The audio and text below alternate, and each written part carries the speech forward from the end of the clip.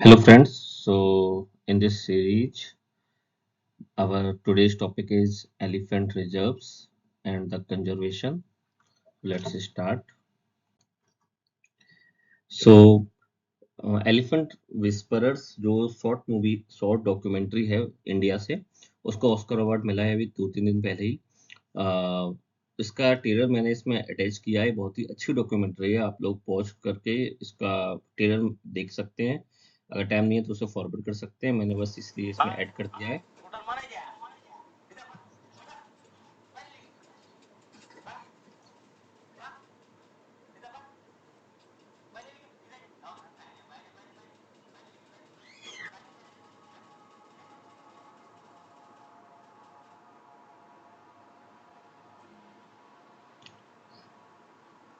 अच्छा देखिए, इसमें अभी बताया जाएगा। ये मुडुमलाई टाइगर रिजर्व में शूट हुआ है। ये कहाँ का शूटिंग है इसकी, लैंडस्केप क्या है इसका, Mudumalai tiger reserve.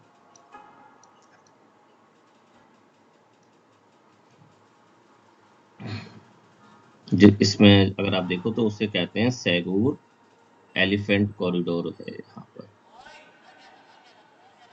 सैगूर elephant corridor.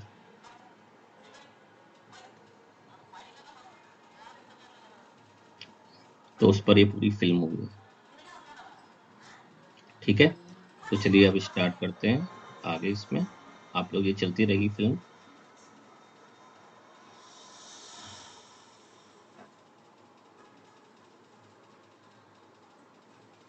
ठीक है, अब देखिए इंडिया में जो एलिफेंट है वो कौन से पाए जाते हैं। इंडिया में जो एलिफेंट है वो पाया जाता है एलिफस मैक्सिमस, इसे कहते हैं एशियन एलिफेंट। ठीक है, अफ्रीका में जो पाए जाते हैं वो पाए जाते हैं लोक्सोडोंटा। लोक्सोडोंटा में आपकी दो वैरायटी होती हैं, एक जो वुश में पाई जाती है और एक वहां के फॉरेस्ट में पाई जाती है। वुश वाली जो होती है उसे कहते हैं लोक्सोडोंटा अफ्रीकाना, और जो फॉरेस्ट में पाई जाती है वो होती है सैक्लोटिस। ठीक है, तो मैंने ये एक, दो और ये तीन, ये तीन तरह के इस समय वेरिएशन जो हैं एलिफेंट्स के, वो पूरे वर्ल्ड में पाए जाते हैं। अच्छा, इन अफ्रीका के एलिफेंट्स और इंडिया के एलिफेंट्स में डिफरेंस क्या होता है। डिफरेंस ये होता है कि अफ्रीका के जो एलिफेंट होते हैं उनके ईयर बड़े होते हैं। अफ्रीका के जो एलिफेंट होते हैं उनके मेल और फीमेल दोनों के टस्क होते हैं, मेल प्लस फीमेल दोनों के टस्क होते हैं। जो एशियन एलिफेंट और जो इंडिया के जो एलिफेंट हैं उसमें केवल मेल के टस्क होते हैं, वो भी सारे मेल के नहीं होते, कुछ मेल के होते हैं। और इसके कारण क्या होता है कि ज्यादातर मेल की पोचिंग होती है, उन्हीं की हंटिंग होती है टस्क के कारण। और इंडिया में क्या है, बहुत ही स्क्यूड स्क्यूड सेक्स रेशियो पाया जाता है, मतलब फीमेल ज्यादा होती हैं और मेल काफी कम होते जा रहे हैं। तो इस ये एलिफेंट कंजर्वेशन का एक जो पॉइंट ऑफ व्यू है वो ये भी है, जेंडर न्यूट्रलिटी लाना in the favour of male. ठीक है, वर्ल्ड एलिफेंट डे कब मनाया जाता है, वो 12 अगस्त को मनाया जाता है। ठीक है, ये हो गया। पूरे वर्ल्ड में करीब 30,000 हाथी हैं, उसमें 60% इंडिया में पाए जाते हैं। कैप्टिव एलिफेंट है वो 2700 है, एग्जैक्ट फिगर 2675 है, जो कि वेबसाइट से मैंने लिया है।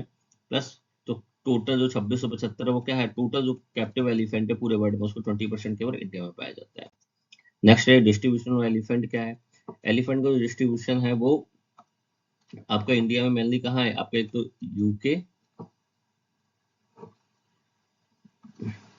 ये वाला एरिया हो गया आपका, उत्तराखंड, प्लस आपका ये आ गया यूपी, यूपी का तराई रीजन। और देखिए यूपी नाम से भी इंडिया, यहाँ पे यूपी में एलिफेंट रिजर्व है और तराई नाम से भी एलिफेंट रिजर्व है। ये तराई वाला जो है वो अभी इसको नोटिफाई किया गया है 33rd एलिफेंट रिजर्व है। 32nd कौन सा था आपका, 32nd आपका था अगस्था मलाई, अगस्था मलाई एलिफेंट रिजर्व। ठीक है, ये आपका मुदुमलाई टाइगर रिजर्व के नीचे अगस्था मलाई एलिफेंट रिजर्व और टाइगर रिजर्व दोनों वहीं पर पाए जाते हैं। ठीक है, दूसरा एरिया आपका क्या है, आपका ये वाला एरिया है, ये आपका वेस्टर्न घाट वाला जो एरिया है। ठीक है, ये एक एरिया है आपका ईस्ट सेंट्रल एरिया, जिसमें उड़ीसा, छत्तीसगढ़ और झारखंड का एरिया, साउथ वेस्ट बंगाल भी है। ठीक है, और आपका ईस्टर्न एरिया में तो सारे स्टेट में लगभग पाए जाते हैं। दूसरा क्या है इसमें, एक चीज देख लिया, सतकोसिया और सिमलीपल, यहाँ पर अभी एलिफेंट कॉरिडोर बनाने का बना हुआ है, उसको अभी वो काफी न्यूज में था, तो आप ये याद रखिएगा, ये उड़ीसा में ये है एलिफेंट कॉरिडोर इसका।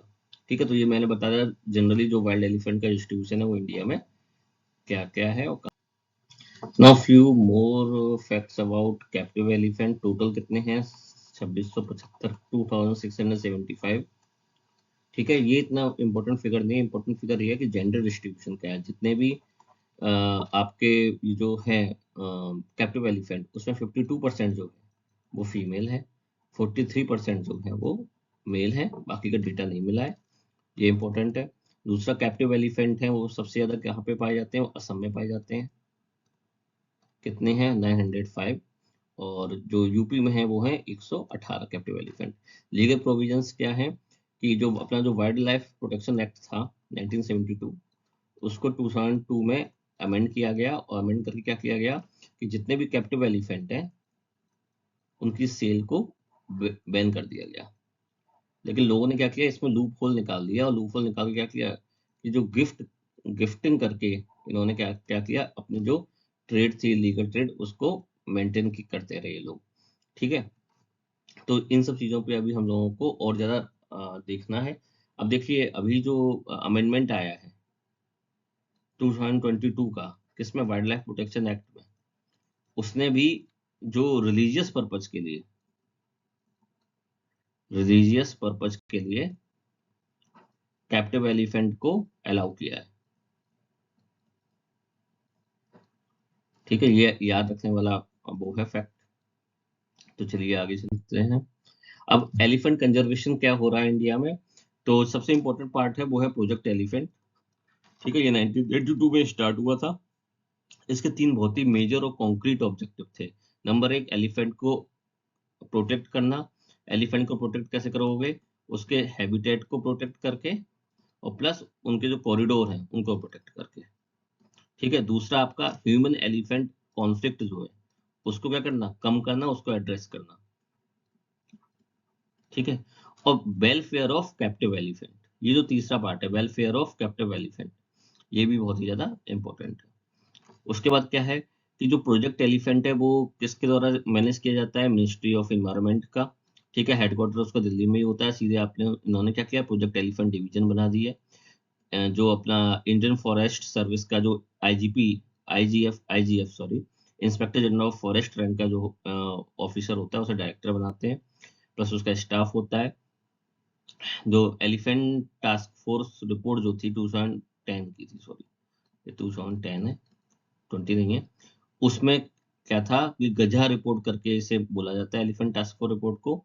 गज जो होता है ना, वो संस्कृत शब्द होता है हाथी के लिए, यानी कि एलिफेंट के लिए। तो ये गज रिपोर्ट इसे बोला जाता है। इससे ही ये गाइडिंग डॉक्यूमेंट है किसके लिए, एलिफेंट प्रोजेक्ट एलिफेंट के लिए। अभी क्या है इसमें, रिसेंट में इसका अपडेशन चल रहा है। उसमें जो रिसेंट जो नेसेसिटीज जो हैं वो लाइक जो इम्पोर्टेंट है वो इसमें अपडेट की जाएगी। लेकिन अभी गाइडिंग डॉक्यूमेंट 2010 वाला ही है। और गजर रिपोर्ट जो थी उसकी ही रिकमेंडेशन पे 2010 में एलिफेंट को क्या डिक्लेयर किया गया था, नेशनल हेरिटेज एनिमल। ये भी इंपॉर्टेंट है। नेशनल हेरिटेज एनिमल कौन है, अपना जो है, सॉरी एलिफेंट है। और इसके देखो 30 साल हो गए हैं। इसके 30 साल पूरे होने पे क्या हुआ, एक ट्रम्पेट करके मैगजीन निकाली गई। उस मैगजीन में तीन चार उन्होंने क्या कहते रिपोर्ट, एटलस भी साथ में निकाला था। एटलस निकाला, उसके बाद फिर कैसे आप केयर करोगे कैप्टिव एलिफेंट्स की, उसके बारे में बात की। ह्यूमन एलिफेंट जो कॉन्फ्लिक्ट है उसके ऊपर एक पूरा डेटा निकाला। ठीक है, तो ये 30 ईयर हो गए हैं, तो ये इंपॉर्टेंट आ सकता है क्वेश्चन, इस पर आ सकता है।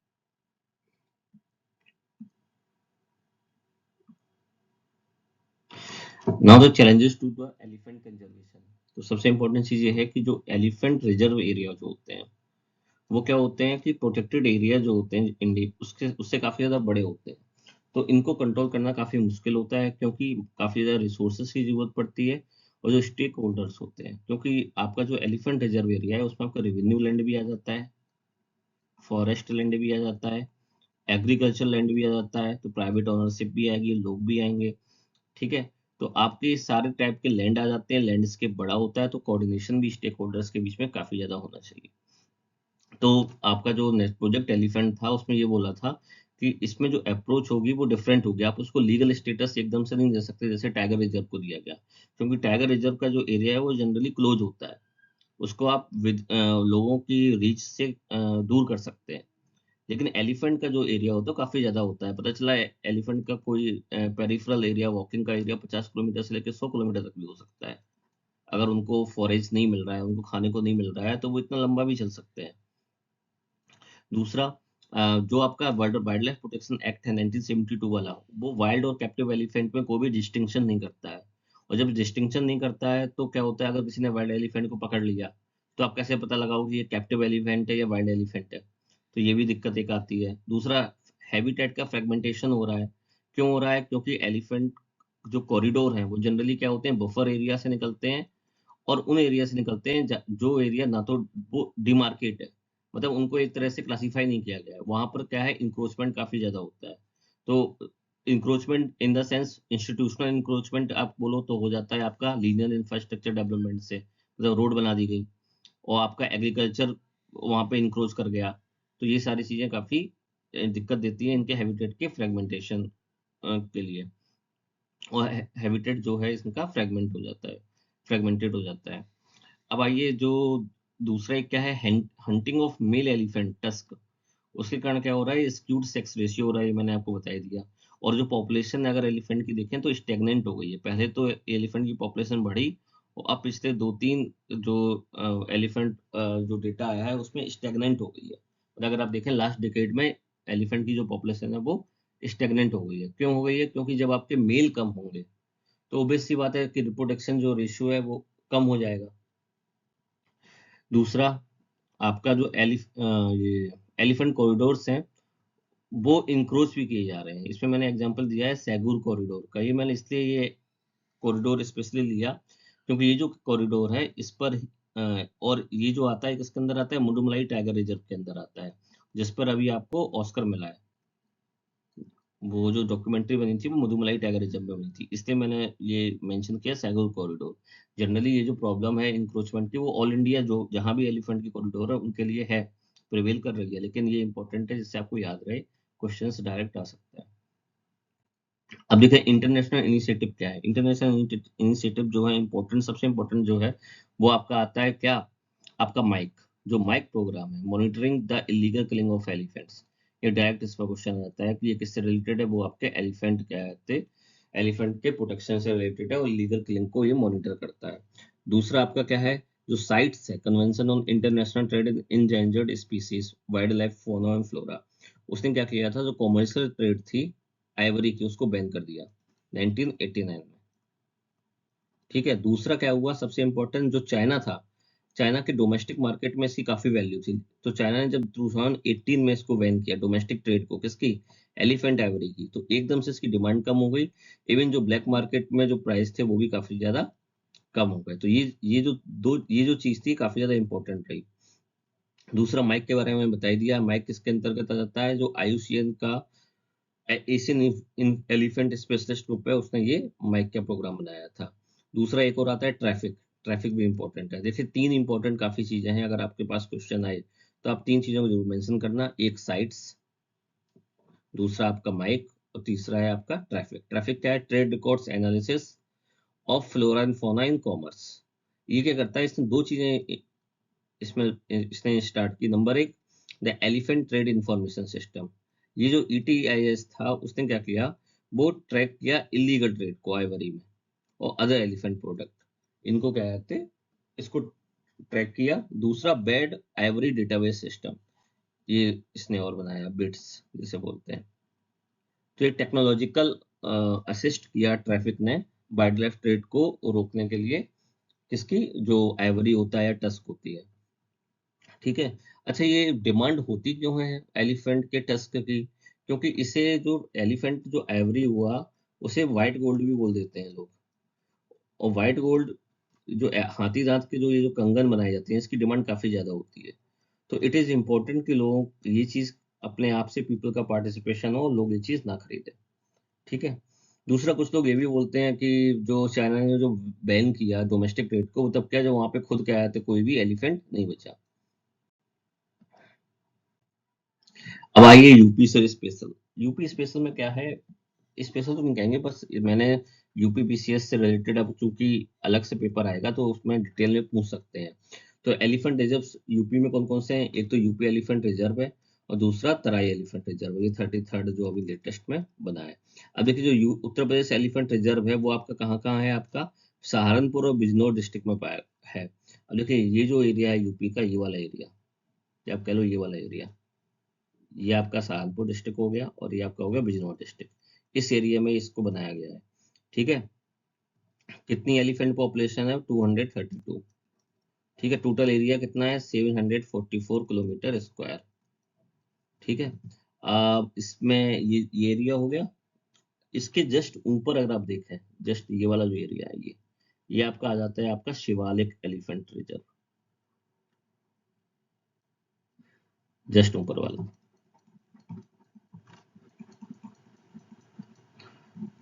और इसकी जो पेरिफेरल एरिया है वो आपस में, ऑब्वियस सी बात है, आपस आपस में टच भी करेंगे। तो जो पॉपुलेशन है वो श्योरिटी नहीं होती है, एक रेंज में होती है, क्योंकि कॉमन प्लेस भी हो जाता है कि शिवालिक वालों ने भी उस हाथी को गिन लिया और इन्होंने भी गिन लिया। तभी जो मैं बता रहा था कि जो एग्जैक्ट वो है वो फिक्स नहीं होती है, 30,000 के आसपास ही कहते हैं टोटल एलिफेंट।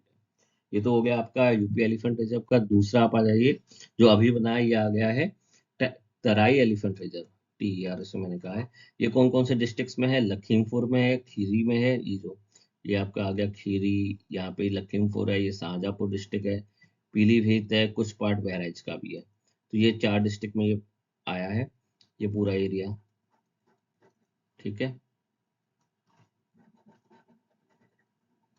उसके बाद क्या है, इसमें कौन कौन से टाइगर रिजर्व पड़ते हैं? एक तो ये दुधवा टाइगर रिजर्व है, देखिए, और दूसरा आपका पीलीभीत टाइगर रिजर्व है।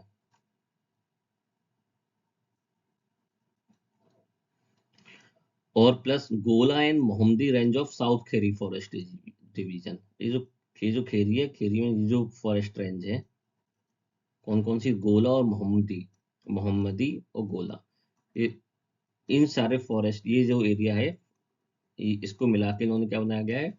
तराई एलिफेंट रिजर्व। इसका एरिया काफी ज्यादा है, 372 स्क्वायर किलोमीटर। ठीक है। 33rd है, 32 वाला अगस्थमलाई था। और जो total area under elephant reserve कितना हो गया अब? 80,000 के करीब हो गया, 80,000 स्क्वायर किलोमीटर। ठीक है। तो ये आपका एलिफेंट रिजर्व से रिलेटेड क्वेश्चन था, टॉपिक था। आप इसको पढ़िएगा, और ज़्यादातर मैंने डेटा इसमें दीजिएगा, इससे बाहर कुछ पूछेंगे नहीं। ठीक है।